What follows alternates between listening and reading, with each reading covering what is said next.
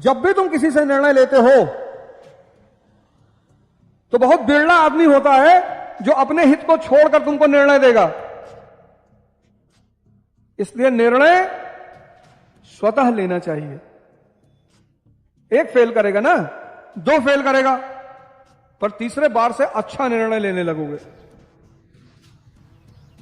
भाई दूध का सम्मान है, शराब का सम्मान नहीं है, क्योंकि दूध ताकत पैदा करता है।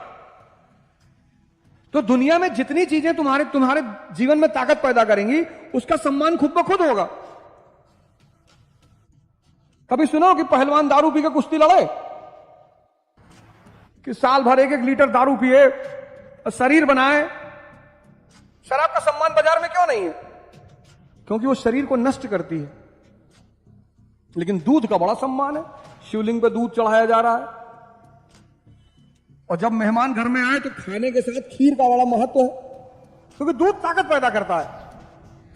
तो दुनिया में जितनी चीजें तुम्हारे जीवन में ताकत पैदा करेंगी, उन सब चीजों का सम्मान खुद ब खुद पैदा हो जाएगा। हाँ, यही तो खेल है बेटा जीवन का। अभी मैं तुमसे कहूं कि यहां पर आकर भारत पे 10 शब्द बोलो, 10 लाइन बोलो, अभी तुम प्रेशर में आ जाओगे। ऐसा थोड़ी कि 10 लाइन नहीं बोल पाओगे, लेकिन जैसे कहूं यहां पे आओ, तैसे तुम्हारा घुटना हल्के से कांपेगा कि अरे गुरुजी ये मत करवाइए।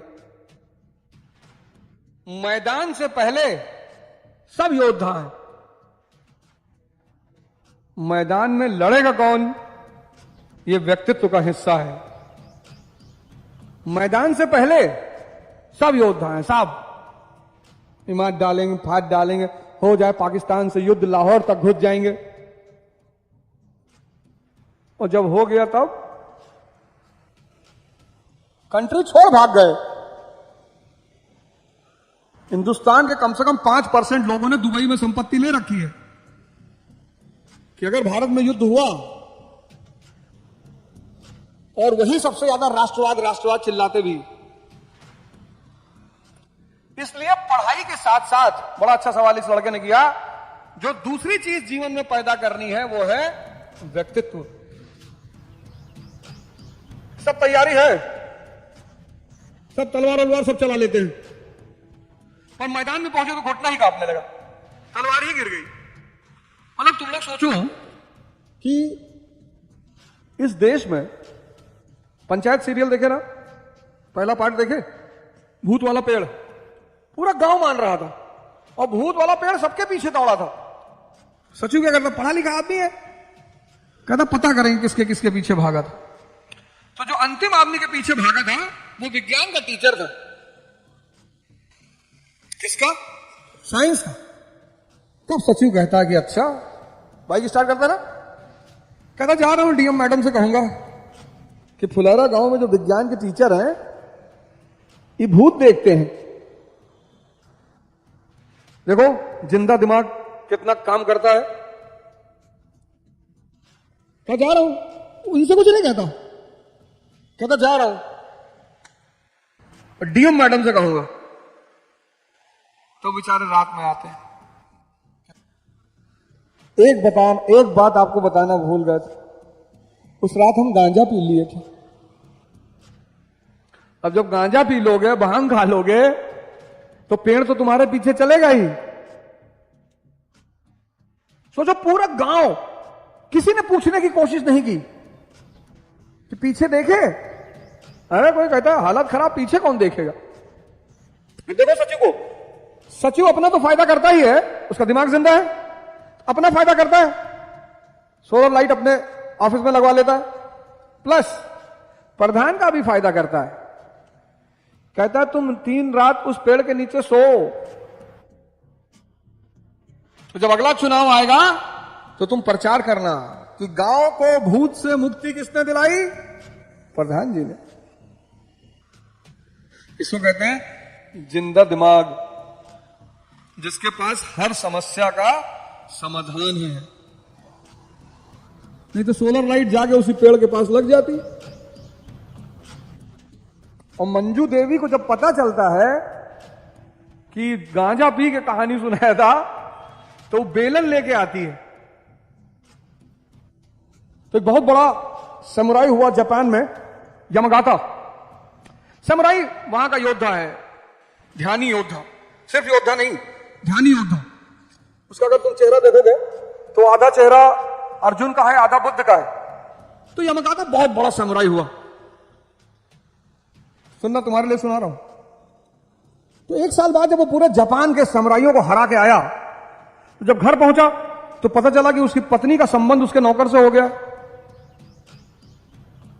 तो उसने अपने नौकर को बुलाया, एक तलवार दी, कहा ये लो, आज शाम को दोनों आदमी लड़ेंगे,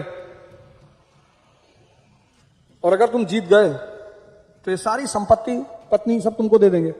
अरे उसने कहा सरकार ऐसे ही मार डालो, जब हम जिंदगी में कभी तलवार उठाए ही नहीं और तुम पूरे देश के तलवारबाजों को हराए हो, तो मार तो तुम हमें एक ही झटके में डालोगे। ये सब क्या नाटक कर रहे हो, तलवार ले लो, लड़ो, मार दो। अरे उसने कहा नहीं, ऐसे थोड़ी, शाम को युद्ध होगा। तो उस मोहल्ले में एक मंदिर था, वहां एक महात्मा जी रहते थे। तो नौकर को पता चला कि मरना तो है ही है, हो सकता है महात्मा जी के पास कोई समाधान मिल जाए। तो गया, बताया सारी कहानी। तो महात्मा जी ने कहा एक काम कर, तलवार उठा और जा, और एक लात मार उसके दरवाजे पर और गाली दे, और कह निकल। अरे नौकर ने कहा यार दोपहर में ही मरवा डालोगे, कम से कम शाम तक का तो टाइम है। महात्मा ने कहा जितना कह रहा हूं बेटा कर लो, यही गुंजाइश है, और कोई गुंजाइश है नहीं। मरना तो तुमको वैसे भी है, चाहे शाम को मरो चाहे दोपहर में मरो, लेकिन ये एक रास्ता है। तलवार उठाया, दोपहर में पहुंचा यमगाता के घर पे, एक लात मारा खींच के, लगा मां बहन की गाली देने यमगाता को। उसके मन में भाई सुबह तक रो रहा था, उसको इतनी हिम्मत कहां से आ गई। तो उसको लगा कि बाबा के पास गया था, लगता बाबा इसको कोई दिव्य शक्ति दे दिया। देखो वो निकला तो, लेकिन मन में शंका पैदा हो गई। और जैसे निकला, उसका नौकर ने एक तलवार खींच के मारा। उसको तो समझ में नहीं आया कि क्या हो गया इसको। यमगाता की तलवार ही ना उठे। उसके नौकर ने कहा मर गए क्या, खत्म सारी हिम्मत, कहां गई तुम्हारी तलवारबाजी, लड़ो नहीं तो काट डालेंगे तुमको।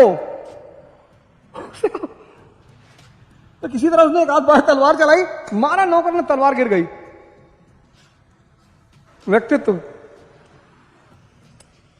भैया आज अनुराग भाई ने हमसे कहा सर बारिश बहुत हो रही है, लड़के आएंगे नहीं। मैंने कहा एक पागल होगा पूरे जयपुर में। मैं आया यहां देखा 10-12 पागल बैठे थे। मैंने एक कोई तो पागल होगा जो आएगा। अरे बोले सुबह से बारिश हो रही, पानी भर गया। हमने कहा भरने दो। हम जैसे यहां पहुंचे, हमने कहा देखा, तुमसे कहते थे ना कुछ पागल तो यहां इस शहर में भी होंगे। बारिश हो रही तो होने दो बारिश। तो ये है व्यक्तित्व। तो जीवन में शिक्षा के साथ जो दूसरी महत्वपूर्ण चीज है वो क्या है, व्यक्तित्व। 90% लोग बेइज्जती से डरते हैं, और मजेदार बात उनकी है ही नहीं। गाय को घर में रखते हैं, कुत्ते को घर में रखते हैं, सुअर को घर में क्यों नहीं रखते? जानवर तो वो भी है, तो सुअर को घर में क्यों नहीं रखते हैं? उसको समझ नहीं है। जैसे कुत्ता है ना, उसको तुम जहां ले जाओगे पेशाब कराने, घुमाने, तो वही करेगा वो। बहुत अपवाद में घर में करेगा। जैसे जितने लोग कुत्ता पाले होते हैं, ये घुमाने ले जाते हैं सुबह शाम। तो सुबह शाम घुमाने का मतलब कि सुबह शाम वो मल अपना बाहर फेंक दे। गाय के मल से किसी को नफरत ही नहीं है। गाय का गोबर से हम लोग चौका को लीपते थे, किचन, आंगन। गांव में जाके पूछो, हमारा जो मिट्टियों का घर था, बोला तुम किसी गौशाला में जाओ, तुमको वहां बदबू नहीं आएगी, तुम भागोगे नहीं, तो तुमको वहां बड़ा अच्छा लगेगा, पॉजिटिव लगेगा। ऐसा है इसीलिए तो हम गाय को पूजते हैं कि जिसके मल से किचन लीपा जाए, किचन। और क्या हिंदू क्या मुसलमान, सब ये तो आज हो गया ना हिंदू मुसलमान।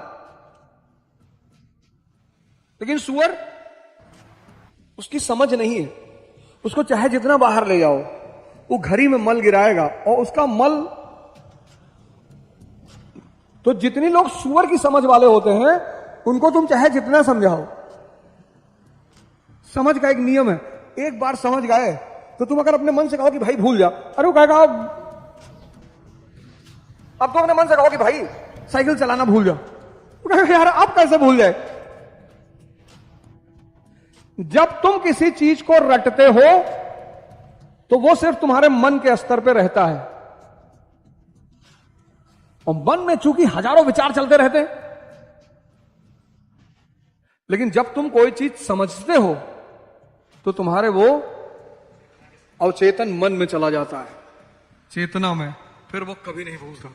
पहलवान जी बस में जा रहे थे, पूरा नींबू निचोड़ दिए काट के, फिर बस को चैलेंज किए कि जो इसमें से 2 बूंद और निकाल देगा उसको 5,000 रुपया देंगे। बहुत दुबला पतला सा आदमी खड़ा हुआ,